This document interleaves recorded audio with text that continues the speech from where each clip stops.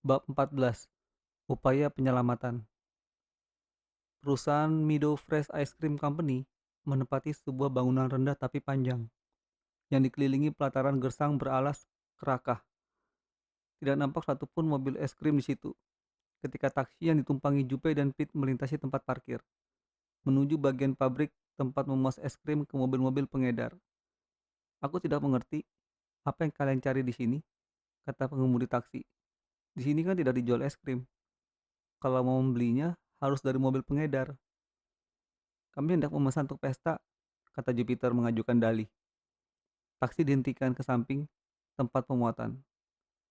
Jupiter mengeluarkan uang yang diperolehnya dari Mrs. Dunley, lalu menyodorkan lembaran $10 pada pengemudi taksi. Nih, pegang dulu. Tunggu kami di sini, katanya. Setelah itu ia keluar bersama Pete, lalu naik ke landasan tempat memuat es krim.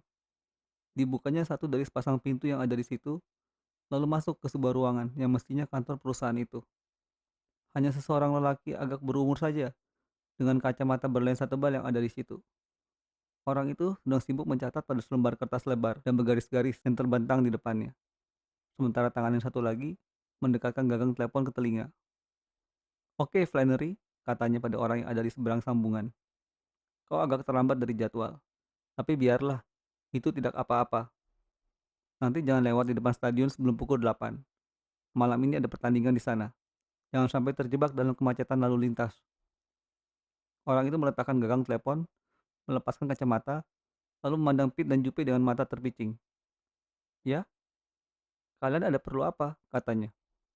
Jupiter Jones menuding peta kota Los Angeles berukuran besar, yang tergantung di dinding di belakang lelaki itu.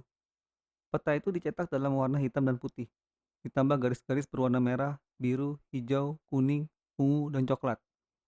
Garis-garis itu berpangkal dari kawasan Macy Street dan memencar ke segala penjuru kota.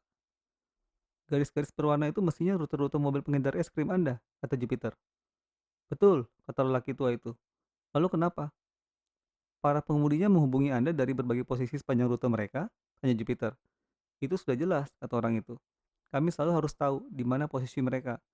Jika selama beberapa waktu tidak ada kabar, kami langsung menelpon polisi. Soalnya, sudah beberapa kali mobil kami dirampok. Kenapa kau menanyakannya? Kami perlu sekali mengetahui pengemudi mana yang pukul 4 siang ini melewati lintasan kereta api saat lonceng alarm berbunyi di situ. Saat itu telepon yang terletak di atas meja berbunyi. Harap jangan jawab dulu, kata Jupiter. Dia mengatakannya dengan tenang, tapi serius. Biarkan saja berdering sebentar, urusan kami penting sekali. Lelaki itu mengangkat gagang telepon. Mide fresh, katanya, lalu menyambung. Oke, Gilberti, tunggu sebentar ya, ada urusan sedikit di sini.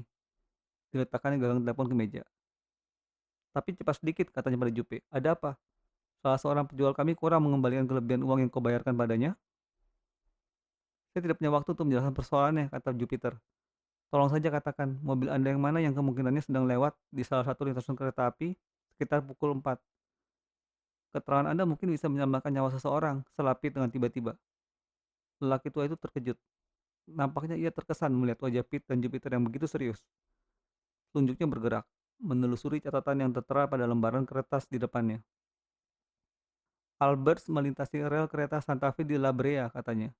Tapi itu sebelum pukul 3, jadi tidak mungkin dia. Sebentar, sebentar. Ya, ya mestinya itu Charlie Swanson. Kalau melihat rutenya, ia melewati lintasan di Hamilton. Lelaki itu berdiri, lalu menunjuk ke sebuah titik pada peta besar di belakangnya. Posisi yang ditudingnya itu terletak di lembah San Fernando. Pukul 4 lewat 10 menit tadi, ia menelepon dari pompa bensin di dekat situ. Jadi mestinya sekitar pukul 4, ia sedang lewat di Hamilton menuju ke selatan. Kau ingin menanyakan padanya sendiri? Tidak perlu, kata Jupiter Jones. Terima kasih. Kedua remaja itu bergegas keluar, meloncat turun dari landasan dan buru-buru membuka pintu taksi. Cepat, kata Jupiter pada pengemudi kendaraan itu, lalu menyebutkan alamat yang harus dituju. Ini mendesak sekali. Beres, kata pengemudi taksi dengan sikap tak acuh. Tapi ia berusaha cepat-cepat sampai ke tempat tujuan. Menyelip di antara keramaian lalu lintas di tengah kota, lalu menyusur Hollywood Freeway, menuju San Fernando Valley. Lalu lintas saat itu tidak macet. 30 menit kemudian, taksi itu sudah meluncur di Hamilton, menuju ke utara.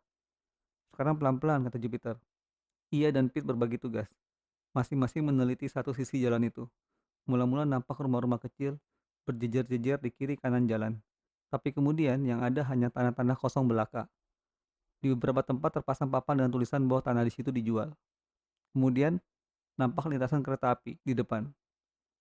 Lintasan itu dilengkapi dengan sinyal otomatis yang saat itu tidak berbunyi. Pengemudi taksi memperlambat jalan kendaraannya di situ, lalu memandang sebentar ke kanan dan ke kiri. Jupe melihat bahwa di seberang lintasan ada sebuah rumah yang berdiri sendiri.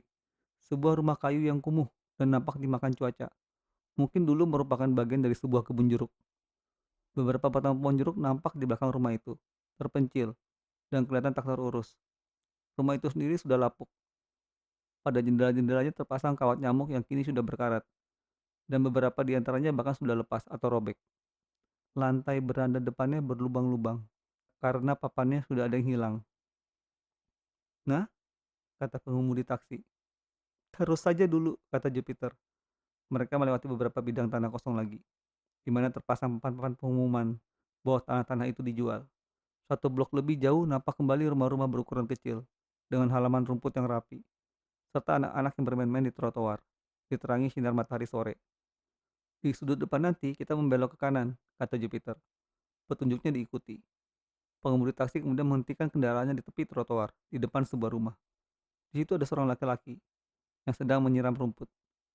Sekarang kemana? Tanya pengemudi taksi. Sebentar, harus kupikirkan dulu, kata Jupiter.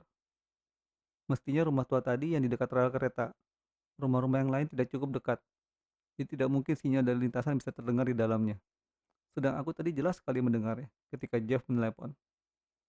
Ya, itu satu-satunya tempat yang mungkin, kata Pete, dan cocok sebagai tempat menyekap orang.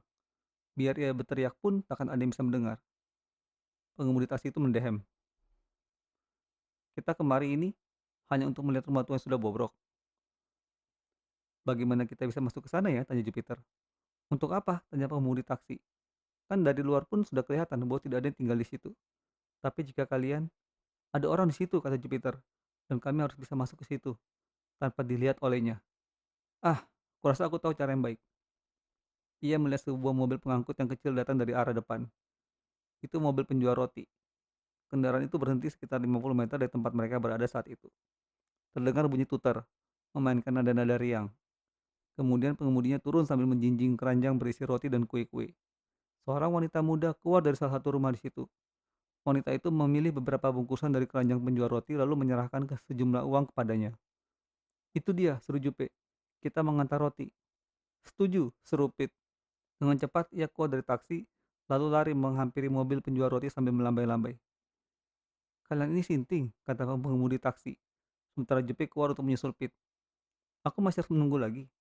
Menurut meteran, kalian sudah harus membayar $15. Sedang Jupiter menyodorkan selembaran uang $10 lagi padanya. Ambil saja uang kembaliannya, katanya. Dan jika nanti kami kelihatan naik mobil roti itu, jangan menunggu lebih lama. Anda tidak kami perlukan lagi. Terserah, kata pengemudi taksi. Jupiter mendatangi penjual roti. Orangnya masih muda, bertubuh kurus, dengan kulit coklat kemerahan karena sering berjemur. Umurnya baru belasan tahun, atau mungkin juga sedikit lebih tua dari 20 tahun. Tapi aku tidak diizinkan mengambil orang yang hendak membonceng, kata pemuda itu pada Pete. Kami bukan hendak membonceng, kata Pete. Kami hendak mengantar roti ke sebuah rumah di dekat sini. Sementara itu taksi yang tadi datang mendekat. Pengemudinya menjulurkan kepalanya keluar. Beres? Tanyanya. Apanya yang beres? Tukas tukang roti yang masih muda itu. Ini baru hari pertama aku menjadi tukang roti. Aku tidak ingin membuat kesalahan. Aku mengerti, kata Jupiter bersungguh-sungguh. Percayalah, kami juga tidak ingin menyebabkan Anda mengalami kesulitan. Nama Anda siapa? Henry. Henry Anderson. Begini, Mr. Anderson. Sebut saja Henry. Tapi begini, jika aku berbuat sembrono dan itu sampai ketahuan, nah, nanti aku terpaksa antri lagi. Menandakan tangan untuk menerima tunjangan pengangguran. Jupiter mengangguk. Kami ini mewakili kepentingan Mrs. Jonathan Dunley, katanya dengan gaya orang dewasa. Ia mengeluarkan dompetnya, lalu menyodorkan selembar kartu nama True Detective pada penjual roti itu. Kami punya alasan untuk menduga bahwa cucu laki-laki Mrs. Dunley disekap di dalam rumah itu. Mrs. Dunley? Kata Henry Anderson. Kurasa aku pernah melihat fotonya di surat kabar, tapi True Detective belum pernah kudengar.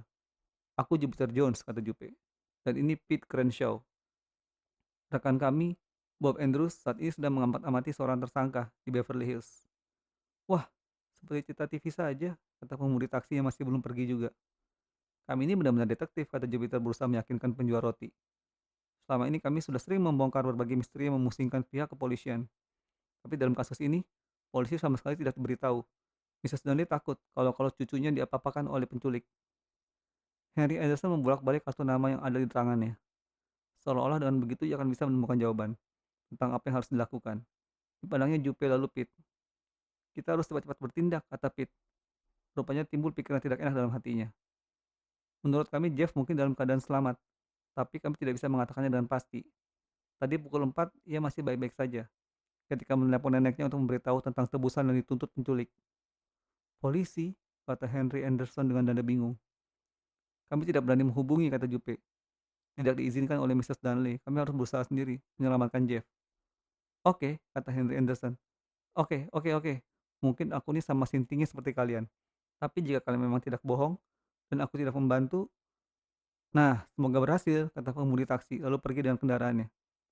Apa yang harus kulakukan? Tanya Anderson. Pinjamkan topi dan jaket Anda, kata Jupe. Lalu jalankan mobil ini lewat rumah tua yang ada dekat lintasan kereta api yang di sana itu. Anda berhenti di situ. Nanti aku turun, lalu pergi ke rumah itu dan membunyikan bel. Kami tidak biasa membunyikan bel rumah orang, kata Anderson. Aku cuma membunyikan tuter, dan pembelilah yang keluar. Jika penculik itu memang orang yang kami duga, ia tak akan mengetahuinya, kata Jupiter menenangkan. 2 menit kemudian, mobil penjual roti itu sudah meluncur lewat tanah-tanah kosong yang ditawarkan untuk dijual. Jupe duduk di belakang, mengenakan jaket dan topi Henry Anderson. Pete meringkuk di lantai, bersandar ke rak tempat roti dan kue-kue. Nanti hati-hati ya, katanya pada Jupe. Jangan khawatir, kata Jupe menenangkan. Jika setelah beberapa saat masuk aku tidak muncul lagi, itu berarti jangan membuang waktu lagi kan, kata Pete. Jika itu terjadi, aku akan langsung menyusul. Aku juga, kata Henry Anderson menawarkan diri. Mobil dihentikannya di depan rumah kayu yang sudah bobrok itu. Ini maksudmu? Betul, kata Jupe sambil turun. Jaket yang dipakainya tidak dikancingkan, karena agak sempit baginya. Diambilnya keranjang yang berisi roti dan kue-kue. Sambil bersiul-siul, ia berjalan di lajur beton yang sudah retak-retak, menuju ke tangga beranda rumah bobrok itu. Dengan hati-hati ia naik ke beranda. Setiap papan dicoba dulu, sebelum ia menginjakan kaki di atasnya. Di pintu, ternyata tidak terpasang bel, karena Jupe mengetuk-ketuk saja. Ia menunggu sebentar. Di dalam rumah tidak terdengar apa-apa. Sekali lagi ia mengetuk pintu.